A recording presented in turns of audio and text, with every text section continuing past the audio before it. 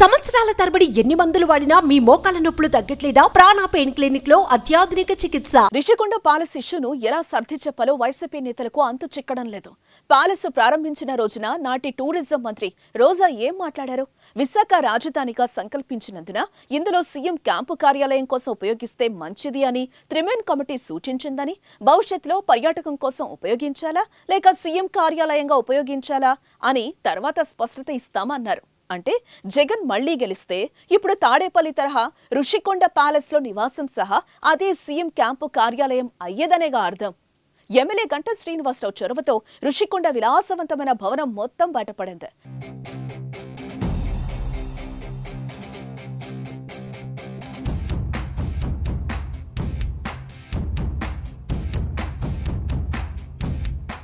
కళ్ళు బయర్లు కమ్మేలా అత్యంత విలాసవంతంగా తయారైంది. ప్రజాధనంతో దాదాపు 450 కోట్లు ఖర్చు పెట్టి నిర్మించిన ఆ ప్యాలెస్ పై తీవ్ర స్థాయిలో విమర్శలు రావడంతో విశాఖకు రాష్ట్రపతి ప్రధాని వచ్చినప్పుడు విడిది ఉండడానికి అని వైసీపీ నేతలు మాట మారుస్తున్నారు. నిజంగా రాష్ట్రపతి ప్రధాని తరహా పై స్థాయి వ్యక్తులు వచ్చి ఉండడానికైతే అదే విషయాన్ని బహిరంగంగా ఆ రోజే చెప్పుండొచ్చు కదా, పర్మిషన్ తీసుకునుండొచ్చు కదా. కానీ అప్పుడు ఈ మాట చెప్పలేదు కదా. పైగా ఏడాదికొకసారి మహా అయితే 5 సార్లు వచ్చే రాష్ట్రపతి ప్రధాని వంటి రాజ్యాంగ పెద్దల కోసం అయితే భద్రతా పరంగా నావీ గెస్ట్ హౌస్ ఉంది.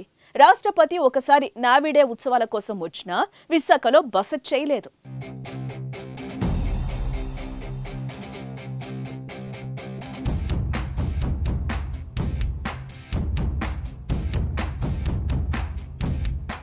ఇటీవల ప్రమాణ స్వీకారానికి కేంద్ర హోంమంత్రి అమిత్ షా వచ్చినప్పుడు విజయవాడ నోవాటల్లో ఉన్నారు.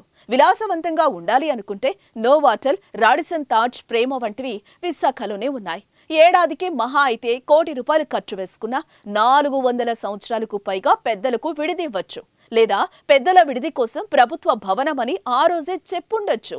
డిఫెన్స్ లో ఉన్న వైసీపీ ఏదో చెప్పాలి, ఏదో కౌంటర్ ఇవ్వాలి అని ఇస్తున్నారని అడ్డంగా దొరికి అడ్డగోలు వాదం చేస్తున్నారనే విమర్శలు వస్తున్నాయి. అసలే ఫర్నిచర్ విషయంలోనూ వైసీపీ చీఫ్ ఆరోపణలు ఎదుర్కొంటున్నారు. ప్రభుత్వ ఫర్నిచర్ ను జగన్ ఇంట్లో పెట్టుకుని వాడుకుంటున్నారనే విమర్శలు వస్తున్న తరుణంలో రిషికొండ వివాదం ఫ్యాన్ పార్టీకి మరింత క్లిష్టంగా మారింది. ఇలాంటి ఇష్యూలు బయటకొచ్చేవి ఇంకా ఉన్నాయనే టాక్ వినిపిస్తుంది. చూద్దాం ఇంకేం బయటపడతాయో. ఈ విశాఖలో మొత్తం దోచేసుకుంటున్నారు, దాచేసుకుంటున్నారు కాబట్టి ఇక్కడ రాజధాని లేకుండా చేయండి అని ప్రజల్ని రెచ్చగొట్టే కార్యక్రమాలు చేయడానికి కూడా నాంది పలికారు. ఈరోజు నువ్వు మాట్లాడుతుంటే విశాఖ ప్రజలు నవ్వుకుంటున్నారు. ఎందుకంటే తెలుగుదేశం పార్టీ అధికారంలో ఉన్నప్పుడు విశాఖ ప్రాంతాన్ని దోచుకున్నది తెలుగుదేశం పార్టీ నాయకులే అని సాక్షాత్తు తెలుగుదేశం పార్టీ మంత్రి ఆ రోజుల్లో ఉన్న అయ్యన్న పాత్రుడే ప్రెస్ మీట్లో చెప్పడం జరిగింది. ఈరోజు వాళ్ళు ఏదైతే దోచుకున్న వాటిలో దాదాపుగా 450 ఎకరాల దాకా ఇప్పటికే ప్రభుత్వం స్వాధీనం చేసుకుంది.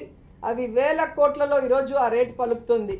ఇంకా కూడా అలాంటివి ఎక్కడ ఉన్నా కూడా ప్రభుత్వం స్వాధీనం చేసుకొని ప్రభుత్వానికి ప్రజలకి ఉపయోగపడే వాటిని వినియోగిస్తామని కూడా ఈ సందర్భంగా తెలియజేసుకుంటూ